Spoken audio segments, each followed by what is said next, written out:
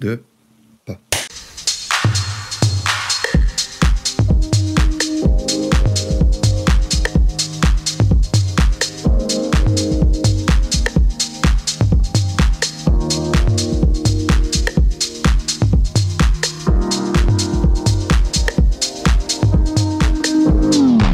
30 jours, 30 actions. 30 jours, 30 épreuves, 30 jours, 30 productions. Ok, c'est cool. Là, on part. Mais y a pas une putain de tâche, là?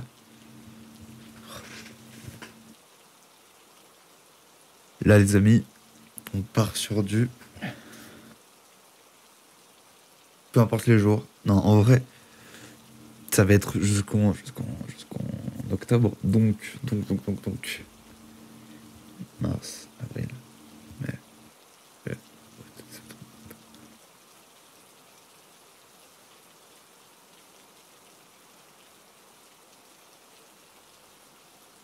Ah non, février de mars. Le mois de février. Le mois d'août, le mois de septembre, le mois d'octobre. Ça va être 9 mois sans vidéo. À raison d'environ... Non, même pas d'environ. À raison de 100... non. 100 vidéos par jour. À raison de 3 vidéos par semaine. Et là, vous êtes dans l'UVcast. Bienvenue dans l'UVcast. Je sais pas du tout. En fait, j'ai envie de faire un programme, un podcast. Parce que j'ai envie d'apprendre à parler, à laisser flotter mon récit, à exprimer librement. J'aime bien l'écrit, mais je trouve que l'oral, ça permet de transmettre un ton et une musique. Même si il est tout à fait possible de lire des musiques par l'écrit, de lire des phrases qui chantent, des discours qui chantent, qui ont l'air parlés, qui ont l'air vrais, quoi. C'est comme en ce moment, je fais une fixette avec les films mal écrits. Les films où ce sont les acteurs qui vont devoir déballer le scénario et rappeler en permanence ce qui s'est passé, ce qu'ils doivent arriver, les risques. En fait, à parler à la place de l'œuvre qui devrait parler d'elle-même, un peu, moi je trouve. J'ai regardé, c'était en décembre, ça passait sur la télé, chez mon père. C'était la deuxième partie d'Harry Potter 7. Donc la dernière partie du dernier film de la saga, quoi. Et en fait, en permanence, ils étaient là en train de dire mais Harry, nous avons détruit 3 Horcruxes, celui-ci et celui-ci, et maintenant, il faut en trouver plus. Oui, je sais, mais tu sais très bien que Voldemort l'a peut-être caché n'importe... Enfin, en fait, il n'y a rien de naturel, quoi. C'est inconcevable. T'es pas en permanence dans la vie quand tu parles en train de recontextualiser tout. Ça marche pas comme ça, donc faites-le intelligemment. Et pour répondre à ça, plutôt dans le verso opposé d'un film qui m'a parlé un peu sur ce plan scénaristique, c'est Les Garçons et Guillaume à table. Ou de Guillaume Gallienne, où il y a Guillaume Gallienne qui joue un mec qui s'appelle Guillaume, donc c'est sûrement peut-être une hérité de son histoire, quoi. Et en fait, il se sert d'un procédé habile, c'est que le personnage principal joue en fait une sorte de représentation. Je sais pas vraiment comment on pourrait la catégoriser, quoi. C'est à mi-chemin entre une conférence, un one-man show et une biographie, une autobiographie à capella, une autobiographie parlée, quoi, une autobiographie transmise oralement dans une salle de théâtre. Et donc en fait, il y a souvent ces mécaniques. Il y a le récit qui prend place vraiment. On est dans un autre espace-temps. Et on voit l'histoire qui se déroule, quoi. Et de temps en temps, en fait, scénaristiquement, peut-être quand ils en ont besoin, je sais pas, on revient à ce personnage sur la scène qui, en parlant au public, nous donne naturellement du contexte. Là, ça choque pas et c'est même plutôt malin, j'ai trouvé. Donc, ça sert le propos, quoi. Enfin bref, voilà. Sans vidéo au charbon, sans vidéo au charbon. Il n'y a pas de transition. Une transition, il n'existe pas, en fait. Sans vidéo au charbon. Sans vidéo au charbon, c'est parti, on y va, let's go. Donc, en fait, sans vidéo, c'est ce que j'envisage comme le seuil à partir duquel normalement je me serais trouvé et à partir duquel aussi j'espère générer des revenus sur internet, mes premiers revenus sur internet, quels qu'ils soient. Moi naturellement je suis plutôt quelqu'un de très très ambitieux, donc je préfère pas en parler parce que je préfère que les résultats parlent d'eux-mêmes, quoi. On verra bien, hein. Clin d'œil. Vous voyez pas, mais j'ai fait un clin d'œil. Et voilà. Et sans vidéo.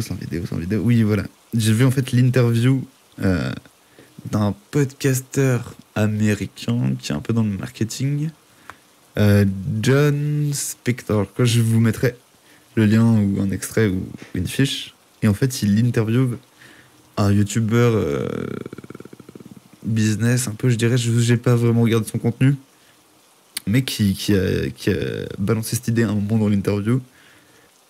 Au bout de 100 pièces de contenu que vous mettrez dehors, logiquement, vous trouverez, vous saurez ce que vous voulez vendre, plus ou moins comment et plus ou moins à qui, quoi. Donc en gros, là, je pars, et vous pouvez partir avec moi si vous êtes chaud, les mecs, hein, dans une expérience, une croisade pour conquérir le sens profond de ma démarche, à partir duquel ensuite je pourrais me faire de l'argent plutôt, moi je pense, en aidant les gens, en certains types de personnes.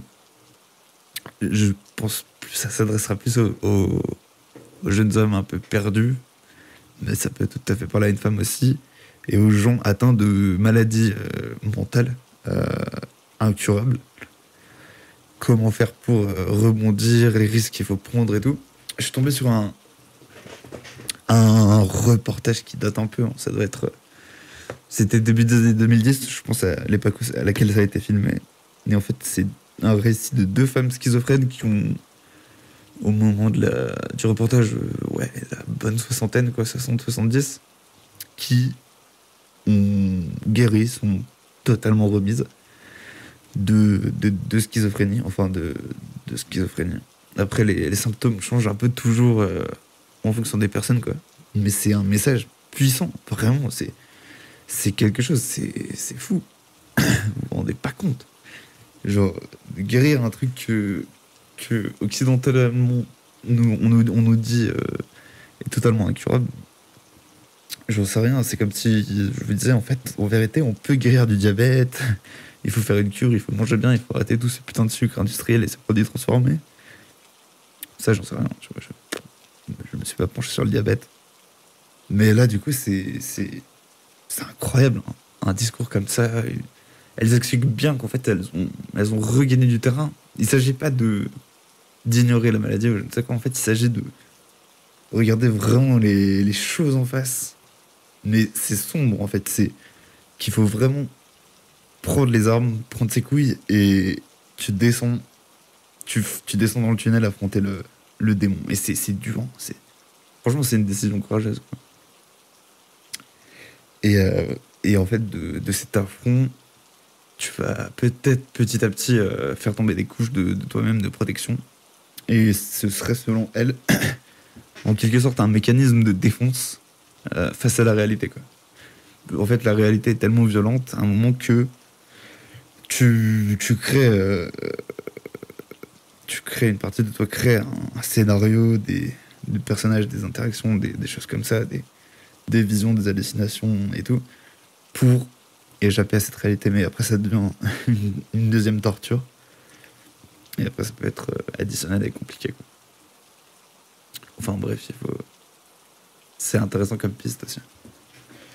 De plus, en ce moment, j'aimerais bien lire des trucs sur l'ésotérisme chrétien, surtout, par rapport aux messages, notamment dans les églises, dans les cathédrales et tout. L'interprétation un peu ésotérique des symboliques, quoi. L'ésotérisme chrétien je peux pas vous dire ça sur mon téléphone, mais je sais plus comment il s'appelle. Et je suis tombé sur une citation de... Waouh, la mémoire flanche, les amis. Citation, voilà, de Julius Evola. Lui, il parle un peu chevaucher le tigre de sa vie. Et il dit que, en fait, chevaucher le tigre, c'est la seule manière d'en venir à bout. Déjà parce que quand on est sur son dos, il peut pas nous attaquer ni nous mordre. Et peut-être qu'au bout d'un moment, à force de lutte et en le serrant bien au niveau de la gorge, on aura raison du tigre. Et donc lui, il avait des idées de fin suicidaires vers ses 23 ans, je crois. Et en fait, il s'en est sorti en se rendant compte que la liberté de mettre fin à ses jours, c'était une illusion de liberté face à la vraie liberté, qui, d'après ce que j'ai compris plus ou moins, en fait, la liberté de vivre dans la direction qu'on veut, pour ce qu'on veut, et de faire face aux choses tout le temps, quoi. Ça revient un peu avec une liberté idéologique et avec cette volonté d'indépendance par rapport à tout, quoi. Aux contraintes de vie, au style de vie, aux mecs qui font 5 ans d'études pour gagner 2005-3000. Après 3000, ça commence à aller, quoi. De toute façon, je trouve qu'il y a les mecs qui entreprennent et les mecs qui sont faits pour bosser au service d'eux. Mais c'est bien qu'il y ait de tout. Mais du coup, en propension d'avoir plus d'entrepreneurs qui dirigent des salariés, tout simplement. Voilà. Je sais pas où je vais avec ce format. Voilà. Je commence à avoir mal à la mâchoire, là, mine de rien. Et j'ai fait tomber un truc. Un spray. Un spray à lunettes, les amis. J'ai fait tomber un spray à lunettes, let's go. Ouais. Bon, voilà. Peut-être que 100 jours sans vidéo, pour en revenir à ça, c'est ça la question que j'entends. 100 jours sans vidéo, non, pas 100 jours, 8-9 mois sans vidéo. Ça va être intensif, mais ça va être prenant et j'ai vraiment hâte. Donc, voilà. Je suis plutôt chaud, je suis plutôt partant pour ça. Et voilà, on va le faire ensemble. Je suis en train de mourir à la caméra là, donc on va cut tout ça là. Cut. Je sais pas, s'il y a du montage, c'est que ça n'est pas un podcast. Et s'il y a pas de montage, c'est que c'est un podcast. Voilà. Bref. C'est tout pour aujourd'hui. Ça sortira du coup le samedi. Samedi, podcast 18h. Je sais pas si c'est un bon format.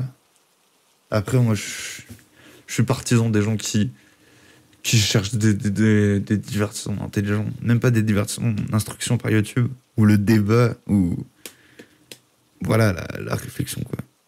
Toujours remettre en cause son point de vue tout le temps. Et se remettre en cause. Tout en agissant, hein. Agir à fond, mais être capable de pouvoir observer toutes les choses d'un autre angle, de temps en temps, pour voir ses failles, pour mieux se comprendre et au final pour avancer mieux et plus vite et plus efficacement, j'imagine. Bon, voilà. C'était VG, c'était un super podcast de je sais pas combien de minutes, de 14 minutes 33, on me dit. Donc, voilà les gars, voilà tout le monde. Voilà les Vejros. Bon, allez, à plus. Je dis n'importe quoi, c'est terminé en 4.